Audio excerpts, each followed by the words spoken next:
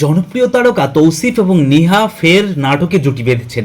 আসছে কোরবানির ঈদে চুপ কথা নামের একটি নাটকে দেখা যাবে জনপ্রিয় এই জুটিকে।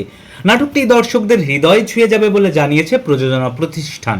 চুপ কথা নাটকের গল্পের শুরুতেই প্রধান দুই চরিত্রের দেখা হবে একটি কুমিরের খামারে, আর যেখান থেকেই মূলত এই গল্পের টার্নিং পয়েন্ট শুরু।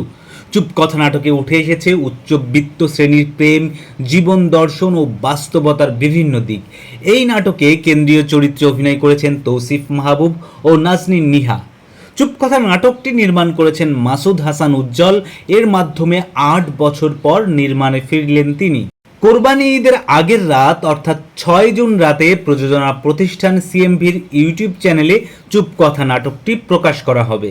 দর্শক, আমরাও আপনাদের মতো চুপ কথা সহ তৌসিফ নিহার ঈদের সব নাটক দেখার অপেক্ষায় রইলাম। সাবস্ক্রাইব করে সঙ্গে থাকুন আমাদের পার্শ্বচিত্র চ্যানেলের।